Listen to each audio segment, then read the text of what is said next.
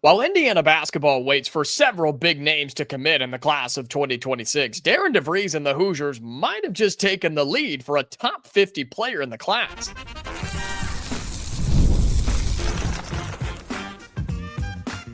You are Locked On Hoosiers, your daily podcast on the Indiana Hoosiers. Part of the Locked On Podcast Network, your team every day. Welcome, and it is the Locked On Hoosiers podcast. I'm your man, Jacob Goins. I appreciate you being here and making this your first listen or your first watch every single day. We are part of the Locked On Podcast Network, which is your team every day. Today's episode of Locked On Hoosiers is brought to you by Game Time. Download the Game Time app, create an account, and use the code Locked On College for $20 off your first purchase. Well, thank you so much for being here, truly making this your go-to spot for all things Indiana athletics, and a ton to get to on today's episode. We now have a kickoff time for Indiana football next week against Michigan State back at home for homecoming. We'll talk about that game, plus how the rest of the schedule plays out following a top 10 matchup this weekend at Oregon. Plus, big news for that game against the Ducks. Your star corner, D'Angelo Pons, is expected to return. We'll tell you what Curt Cignetti had to say, and while that could be the difference for Indiana to take down the Ducks on Saturday. But we start today's show with some basketball talk, and it's more recruiting news and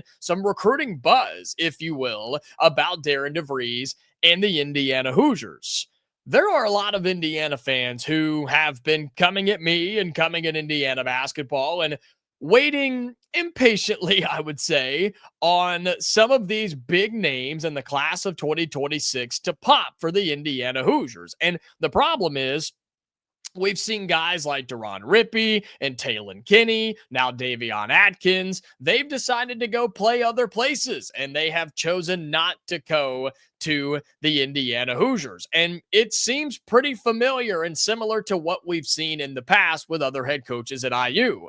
And I've told you to be patient. I've told you to wait, and that good things are going to happen. And we're still waiting on some big-time names to pop. Latrell Almond, Anthony Thompson, Ethan Taylor, and some others in there as well. But a new name just popped up for Indiana, one we heard about a week or so ago, but we were waiting on everything to become official, and now that it is, the Hoosiers are in on a 4-star small forward for the first time with this kid, and it hasn't even been 2 weeks since Indiana has been in contact. Vaughn Karvala. That's right. Vaughn Karvala. You ready? Vaughn Karvala. Vaughn Karvala, a 4-star small forward, originally out of the state of Arizona. He's ranked 47th in the class of 2026, according to 247 Sports. 6'6", 180 pounds, and may be taller and bigger than that by now. This is somebody who literally heard from Indiana less than 2 weeks ago. That's what he told everybody. That's what he told 247 Sports. That's what he's been telling people, that Indiana just now got involved, and the Hoosiers very well could be in the lead here. The timeline on this is kind of wild. So it was an understanding pretty much across the industry that it was Xavier and Syracuse who were in for Vaughn Karvala, and everybody else just kind of backed off because there was no reason to be involved. It was those two, really was a 2-horse race, and everybody else just went their own way. Well, then all of a sudden, in a change of events, change of heart from one way or the other, Syracuse was no longer in the picture. So a couple of teams said, you know what? I think we're going to jump on that. Alabama was involved at one point here. I think Arizona State was involved at some point along the way too. But again, with it being down to Syracuse and Xavier, that seemed to be the two people or the two programs that had the best odds. Syracuse no longer was an option. And so Indiana said, I think we will jump in on this. I think we'll take our shot. And it sounds like things are going very well, very early on in this process. Indiana jumps in here. Even California jumped in on this kid as well. And he now has 2 official visits set up to both of those places. He will be making a visit after already going to see Syracuse and Xavier. Again, the two programs who felt like they had the best chance for him. He will now be taking an official visit to California this week, tomorrow on Wednesday, October 8th. Then he'll be at Indiana almost a week later, or just a little bit over a week later, on Thursday, October 16th. And then it's understood that he plans on making his decision quickly after that. How many times have I told you about being the first official visit or the last official visit? And the conversations have already gone well between Darian DeVries and Karvala and his family. And now you have the opportunity to be the last say, have the last pitch to a four-star kid before he makes his final decision. This has been a very quick development, and it could work in the benefit of Indiana. And you start turning on the film and you start watching this kid, and he's really talented. Now, he's extremely raw. I will go ahead and tell you that. He's raw, and it's going to have a lot of work to do, but that's not necessarily a bad thing here. And I have an idea about this that I'll tell you in just a moment. But some of the notes that I took about Karvala, very athletic, has good size, and he moves well with and without the basketball. Again, 6'6", 180. He gets up and down the floor nicely. And he's always looking to make the big play. He's an incredibly good shooter. He loves the alley-oop. He's going to go up for a two-hand dunk, a one-hand dunk. He's got some reverse dunks in there as well, right? This kid is always out there looking to make the big highlight play. Defensively, I would say a liability for now. It's very inconsistent. Someone who can pick your pocket, can block your shots when he's in the right position at the right time, but also one that has the potential to get blown by, to kind of give up plays and kind of defend with his arms rather than defending with his legs and his feet, right? And shuffling those feet to get in front of the defender. Those are things you can work on. Those are things you can fix and change and develop as you move on. The way I would describe Vaughn Karvala, he is to a T, a very high level AAU high school basketball player. That's just what he is. He's an offensive minded guy. He can shoot with the best of them. He can get to the rack. Again, he's got the finishing ability. He's got the dunking ability. Really cuts well on the baseline too, is what I've noticed. But I think it's going to take some time for somebody like him. But here's my idea. Here's why I think that could be a good thing for Indiana in particular. This could be an opportunity for Darian DeVries to mold a young player into what he wants him to be. Trent Sisley's a different example, because I think Trent Sisley's P4 ready right now. I think Trent Sisley, depending on where he went, he could start at some P4 level schools. And I think he has the ability to do that at Indiana. I've told you that. And he's going to be a key contributor right away for Indiana this season. But he's further along than Karvala is. But this is an opportunity for Darian DeVries to show Indiana fans, other recruits, college basketball, just the program, or I guess the sport as a whole, right? This is an opportunity for Darian DeVries to show that he can develop somebody who's very raw, but has all the talent and potential in the world. And I think that's really cool. And I hope that Karvala gives Indiana the chance to do that, because then you sell that to other recruits, not just by winning games on the floor, but by getting a guy like that college ready and then eventually NBA ready, because that's what Karvala talks about, is he wants to go to a place that's going to win and develop him and make him ready for the next level. That's clearly what you want to do. And Indiana has a chance to do that if you bring him to Bloomington. So, I think there's a good chance that Indiana could pull this off. And in a very limited amount of time, you're talking about several kids that Indiana's in the lead for or right there. And I'm telling you, I still feel confident that the Hoosiers will not swing and miss on all of these, between whether it's Karvala now, Thompson, Allman, Taylor, you name it. There are several big names out there that Indiana is in the running for, and they've quickly taken possibly the lead, but they're right back in another race with the four-star Vaughn Karvala out of Arizona, four-star power forward, small forward, depending on where you look. And Indiana is right in the mix with him once again. All right, coming up here on Locked On Hoosiers, we will flip over and start talking some football, because a huge piece to the Indiana defense will return this Saturday when the Hoosiers are involved in a top 10 matchup against Oregon. We'll talk about that and why it's important coming up next. Today's episode of Locked On Hoosiers is brought to you by Prize Picks. Every day we make decisions, but on Prize Picks, being right can actually get you paid. Don't miss the excitement of this football season with Prize Picks when it's good to be right. Playing Prize Picks is such a fun, simple way to add more excitement to your football weekend. You just pick more or less on player projections like Josh Allen's passing yards or Saquon Barkley rushing for a touchdown, and you're in the game.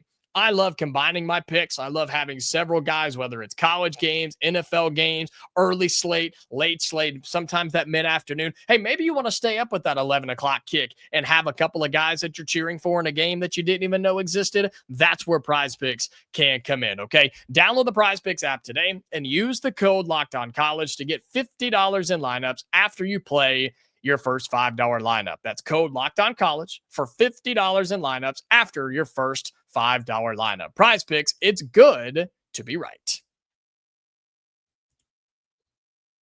All right, welcome back into Locked On Hoosiers. Appreciate you being here again, making this your go-to spot for all things Indiana athletics. And man, we got some incredible news from Curt Cignetti in his weekly Monday press conference about this top 10 matchup between number 3 Oregon and number 7 Indiana. And just a reminder, we're going to cover it all week long for you. We're going to be talking Indiana, we're talking Oregon, we're talking the Big Ten, we're talking all of it here on Locked On Hoosiers, and this is the place you want to be. So again, make sure that you are subscribed to the YouTube channel. You're dropping your thoughts in the comments, as a lot of you did yesterday. A lot of Oregon fans did yesterday too. I love seeing that. I want there to be engagement there. So make sure you're doing that. Like the video as well. Helps other people find it. And for those of you on audio, I see you and I appreciate you. You guys are crushing the numbers over there too. So make sure you're subscribed or following there and have those notifications turned on. But anyway, we had some incredible news from Curt Cignetti about a player that, I'll be honest, I kind of just, I don't want to say forgot, but kind of just moved on from, at least in the Iowa game, because he traveled, he dressed, he just didn't play because of an undisclosed injury. And it's a crazy thing to say that you just kind of forget about this guy because he's first team All Big Ten, he's an All-American, and he's one of the highest graded DBs in college football when it comes to PFF and the NFL draft. D'Angelo Pons didn't play in that game against Iowa. Do you remember that? Your best back end guy on the defensive side of the football at that third level did not play against the Iowa Hawkeyes. Well, Curt Cignetti was asked about it, said he should be good to go, he should be ready to play, and he should be available for the Indiana Hoosiers this Saturday against the Oregon Ducks. For those of you who may be new around here, I can't overestimate or overstate how much of a huge deal that is. Again, you're talking about somebody who is one of the best corners in the game. Somebody that is on an island and loves it. It's what you thrive on. If you're Brian Haynes in this Indiana defense, you rely on him game in and game out. And not that Iowa's passing attack was anything crazy, but they did find some open holes. And I think D'Angelo Pons may have been a reason, him not being in the game may have been a reason for that. Because so far this season, you're talking about a guy with 11 tackles, 3 of them for loss. He's got a pick, and he's got that block punt return, which he took back for 6 points. And he just doesn't give up yards, man. He doesn't give up big plays. He doesn't get burned, and everything stays in front of him. And I think clearly you've been able to see, hopefully, with this Indiana defense, especially this year, they're okay with giving up something in front. They're okay with giving up a play for 12 or 15 yards that doesn't go over their head and go for 60, 70, or 80 yards. And guys like D'Angelo Pons are the reason for that. There's a reason he's all Big Ten. There's a reason he's an All-American. And again, there's a reason, according to PFF, he's the 86th player in the class and one of the best defensive players in the entire country. We talked with Locked On NFL Draft last week about D'Angelo Pons, and NFL scouts are salivating over his ability. And him being back for the Oregon game is just incredible, incredible news, because you're going up against an Oregon team that, yes, is very well balanced in terms of their run game, pass game, decision making. right? They average over 500 yards a game, pretty evenly split between rushing and passing. But Dante Moore is legit. Dante Moore is over 1,200 yards because he's a good player, because he's a good decision maker, and because he's got 3 or 4 dudes that he can go to at any given time. Let me just remind you of what Dante Moore's stats are here really quick and tell you why Oregon has a solid passing game, okay? He has 1,200 yards this season. He's completing 75% of his passes. His longest pass was a 65-yarder, and his touchdown to interception ratio was 14-1. Let me say that again. Touchdown to interception ratio for Dante Moore and the Oregon Ducks, 14 tutties and 1 pick. That's pretty good. That's pretty good for a 183 quarterback rating. It doesn't get much better than that. Now, I talked yesterday about Oregon possibly being overrated because of the schedule that they've played, and I think that still could be the case because a lot of those yards came against Oregon State, Oklahoma State, and Northwestern, but you still found a way to win against Penn State, which I think means something, just not as much as it did. But Dante Moore's legit, and this Oregon team will go as far as Dante Moore carries them, along with the guys that he's throwing the football to. Okay, he has several dudes that he relies on game in and game out. Decoria Moore, Malik Benson, Gary Bryant are his 3 receivers, and then Kenyon Sadiq is his tight end as well. 3 of those 4 guys have over 200 yards receiving. The only one is Gary Bryant, who has 197. So he's pretty darn close. All 4 of those guys have double-digit receptions this year. Decoria Moore is flirting with 20 catches this season. And all 4 of those guys have multiple receiving touchdowns this year. Gary Bryant has 4 to lead the team. Dante Moore has options. And Indiana's got to decide where they want to put D'Angelo Pons. It's going to be on Decoria Moore more times than not, but maybe you swap them around. Maybe Oregon puts different guys in different positions, whether it's the slot or outside, right? They have a decision to make, and so does Indiana. I thought Rylan Gandy played really well in D'Angelo Pons' absence last week, and Curt Cignetti said the same thing. But now you have at least a little bit more confidence in the fact that your best defensive secondary player, one of the best corners in the game, is going to be back this week. Now, what will his status be? Sounds like he'll be fine. Will he be truly 100%? I don't think we're going to know that answer. I don't think that's anything that Indiana is willing to release or give out that information, especially since this was an undisclosed injury and he dressed against Iowa, just didn't play. So maybe that's something Indiana's using as a strategy. Not really sure. But D'Angelo Pons will be there, and you can rely on him to cover whoever it is that you need him to cover. But man, if you're Brian Haynes, that allows you to then ramp up the pressure right from the second level, and especially on your defensive line, knowing that you can trust whoever's behind them. You know what's going on back there, and they're not going to give up big plays or get beat. But this Oregon offense has the chance to put up some yards and put up some points. This will be the toughest test you see all season on an offense for this Indiana squad, and you have every chance to prove the nation wrong right here and right now, and you're going to get to do it with one of the best defensive players on your team and one of the best secondary guys in the country in D'Angelo Pons. That's huge news from Curt Cignetti on Monday that he will be back and he will be ready to go against the top 10 Oregon Ducks. All right, coming up on our final segment on Locked On Hoosiers, we'll stick with football as we now know the kickoff time for next week and homecoming for Indiana versus Michigan State, and then also what the rest of that schedule kind of looks like as well. We'll talk about that in our final segment here on Locked On Hoosiers.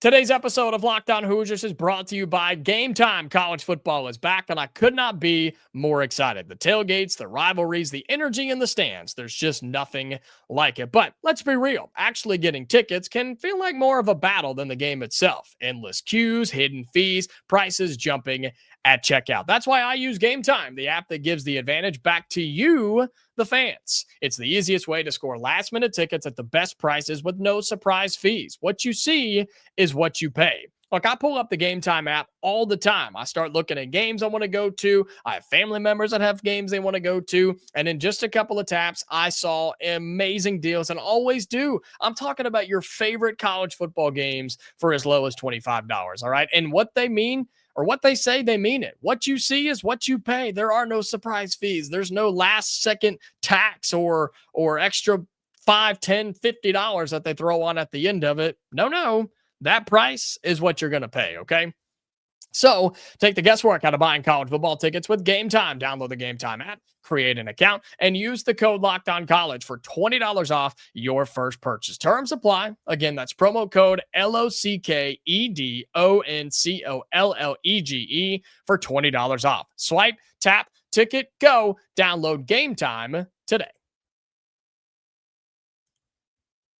Today's episode of Locked On Hoosiers is brought to you by Square. Your favorite neighborhood spots run on Square. There are certain businesses that make the neighborhood, well, the neighborhood.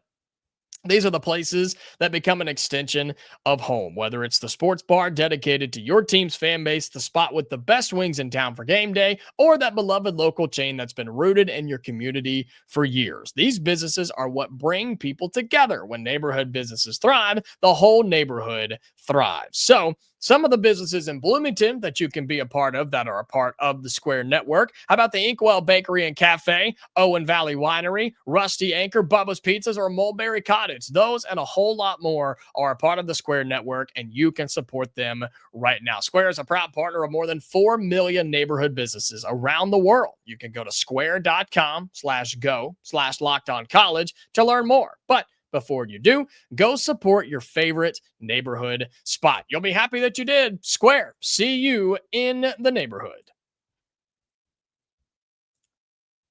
All right, final segment here on Locked On Hoosiers. Again, thank you so much for being here, making this your go-to spot, your first listen or your first watch every single day. And just a reminder, we'll have episodes for you all week long, hopefully double episodes on some days. And we will be going live after the Oregon game on Saturday. So be sure you come back on Locked On Hoosiers on the YouTube channel. We will be going live and talking about it, win or lose, whether the Hoosiers win by 50, lose by 50, or win or lose by 1. We'll be here live on the YouTube channel. But our final segment today is more of a schedule look ahead. And this is not me looking ahead on Oregon or Indiana schedule because the Hoosiers are just going to win by so much this weekend, but more so because we have a kickoff time for what next weekend is going to look like when Indiana returns home for a game. That is, they had a bye week, of course, but returns home to Memorial Stadium, which is that back there in case you're on the YouTube and you see that, which is pretty sweet.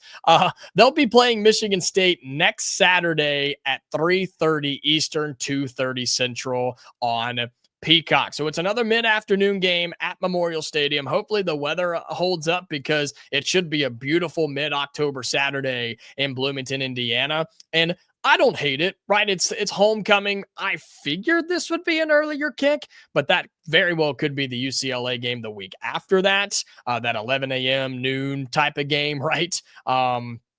There's definitely a chance for that one, but hey, maybe UCLA's this crazy team that all they had to do was fire their entire coaching staff. And justice for our boy Tino Sincero. I hope he lands on his feet somewhere. But regardless, you're going to play Oregon this week at 3:30, and you're going to play Michigan State next week at 3:30 when you return home for homecoming. And just to remind you, right, of what the rest of the schedule looks like, you got Michigan State at home next week, UCLA at home the week after that, then at Maryland, which that game is looking scary. Indiana's going to have to play well in that game.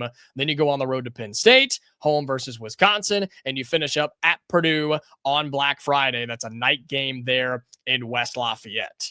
That schedule's not bad, but I think Michigan State is sneaky good. I think UCLA, if they continue to play well, could be sneaky good by the time they get there. Confidence is a crazy drug. Maryland is sneaky good. Penn State, I know that they are getting drugged right now and just laughed at, and rightfully so. But you still have to go there and win. You still have to go to Happy Valley and play a really good Penn State team, really talented team, and a good coach in James Franklin. And then you still have to win against Wisconsin, which shouldn't be hard at home, and play a rivalry game in Purdue, which they will be ready for, and Purdue is much improved. So should Indiana be favored in almost all of those games? Yes, they should. But that doesn't mean you're going to win all of those games. And by no means can you overlook what this weekend holds, right? With the Oregon Ducks in Eugene. But I am excited for what the rest of the season could look like, especially if you win this weekend against Oregon, man. Everything opens up for you to make a clean run to the college football playoff. And that's what we're going to discuss kind of as the week goes on, right? As we get closer to Indiana and Oregon, is the idea of, okay, here's what happens if you win. Here's what happens if you lose. Here's what happens if it's close and it goes either way. Because crazy enough, the Oregon game, I don't consider it a must win, but man, you make it so much easier on yourself if you do. The Hoosiers, I think at this point, can slip up twice and still have an argument to make it to the college football playoff. I don't want that to be the case. I don't want to have to worry about that or deal with that or bank on that. But the fact that you could take care of all of that and not worry about it with a win against Oregon, with college game day in town, the whole country watching 3:30 on CBS, I'd be okay with that. You still got to beat the teams on your schedule that you're favored against, and you still got to go on the road and try to find a way to beat Penn State. But undefeated isn't necessary, but it's definitely possible. And I think that's the message that I want to send to you in the college football world. But this weekend against Oregon, 3:30. Next weekend, homecoming against Michigan State is also at 3:30 as well. But that is going to do it for today's episode of Locked On Hoosiers. Again, thank you so much for being here. October is off to an incredible start. And again, if you're not subscribed to the YouTube channel, it's free, it's easy, takes one tap of the thumb. You'll be notified every time we post a new video, new episode, a new reel, a new short, and go live after games as well. For those of you on audio, subscribe, turn on notifications, whatever you got to do so you never miss a new episode of Locked On Hoosiers, okay? We are back tomorrow, Hoosier fans, for another episode. So until then, stay safe, and I'll talk to you later.